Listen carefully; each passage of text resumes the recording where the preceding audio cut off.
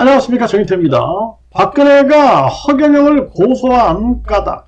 네, 이 과거에 있었던 일이죠. 이렇게 위험한 인물이다, 이 허경영이. 정말 조심해야 할 존재가 아닐 수가 없습니다. 제가 경찰에 계속 나가다 보면은 충격을 받습니다. 이 경찰관들이 허경영에 대해서 심지어는 젊은 2030 경찰들은 허경영 팬이었다, 과거에. 이런 얘기를 하는 거죠. 네. 그래서 허경영이가 교실에서 이렇게 전화를 하면 진짜 전화를 받더라. 네. 그리고 노래를 불러달라. 그러면 노래를 막 해주더라. 뭐 생일 축하한다. 막 이런 말도 해주고. 그러니까 이제 나 오늘 생일인데 생일 축하 좀 해주세요. 뭐 이러면 또 이제 생일 축하한다. 뭐 이렇게 이제 하나 봅니다. 그렇게 해서 이제 친밀감을 형성을 해가지고 이자가 이제 많은 이 공무원들, 경찰관들 마음도 이제 파고 들어간 게 아니냐, 이런 생각을 하게 되는데요. 이자가 이제 이 과거에 이런 신문도 보세요, 이거. 박근혜와 청와대에서 결혼하겠다. 근데 이자가 과거에 보면 무가지 신문 같은 거 있지 않습니까? 무가지 신문. 그냥 막 이렇게 나눠주는 신문들. 그런데다가 그냥 이런 막 기사들을 냈다라는 그런 보도가 나온 바도 있습니다. 정말 이게 기가 막힌 자예요, 이자가. 지금은 아주 종교사기꾼. 그러니까 우주만물 창조신이다. 재림예수다. 하나님이다. 자기가 미륵 부처다. 이렇게 떠들고 있지만 과거에는 이런 아주 황당한 거짓말들을 한 거죠. 그래서 박근혜와 청와대에서 결혼하겠다. 그리고 이 허경영이하고 박근혜가 찍은 사진을 이렇게 올려놨는데 이것도 이제 진짜인지 아닌지 모르는 거죠. 이것도. 네. 경제공화당의 허경영이. 예. 그리고 이제 허경영 총재 공개 프로포즈의 정치권 촉인장. 네. 이것도 좀 기사가 아주 웃기죠. 네. 그래서 이 허경영이가 무가지에다가 이런 여러 가지 자기를 포장하는 기사들을 내가지고, 그래가지고 이제 요것도 이제 문제가 됐던, 네. 그래서 그 무가지 그 신문사, 네. 그 관계자들도 처벌을 받은 그런 경력이 있습니다. 이거 아주 이자는 아주 도 같은 자가 아니냐라는 생각을 안 할 수가 없는 겁니다. 그래서 저는 이 경찰들을 보면은 허경영 얘기만 하면 막 깔깔대고 웃는 경찰들이 있어요. 네. 그런 거 보면은 참 기가 막힙니다. 이 허경영이 얼마나 위험한 이 범죄자, 그리고 이자가 얼마나 위험한 혐의를 받고 있는 자인가, 이런 것들을 모르는 경찰들이 많은 거죠. 그래서 제가 이 허경영에 대해서 이 많은 분석을 해보게 되는데요. 네, 이 나와 혼담 오간다. 이 박근혜, 네, 허경영을 고소한 거죠. 이게 나와 혼담이 오간다. 이렇게 이 허경영이가 떠들어냈다. 그러니까 박근혜는 허경영을 고소한 이런 사태가 2007년 12월 13일에, 네, 12월 13일에 기사에 나온 바가 있습니다. 그래서 이 명예훼손 혐의로 남부지검에 고소했고, 그리고 이 허경영이는 이 박근혜와 미국도 함께 갔다. 네, 이런 식으로 발언을 했다라는 거예요. 정말 기가 막힌 그러한 일이 아닐 수가 없습니다. 네, 그래서 결국에는 이 허경영이가 선거 홍보물과 방송 인터뷰를 통해서 고 박정희 전 대통령과 박근혜 대표와의 친분을 과시하는 등 허위사실 유포에 명예를 훼손했다라는 그런 이유, 네, 이런 거로 이제 고소장을 접수했다는 거예요. 그러면서 이 당시에 이제 박근혜의 측근인 이정현 공동 대변인은 이 허경영을 이 허위사실 유포의 명예훼손 혐의로 서울 남부지검에 고소했다, 이렇게 밝힌 거죠.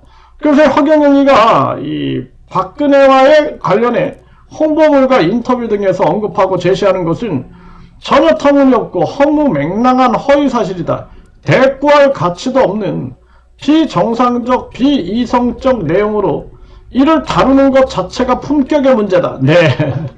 그러니까 오죽하면 기독교 단체들이 허경영에 대한 이 사이비 조사를 하다가 이거 조사할 가치도 없다, 그리고 기각을 시켰대잖아요.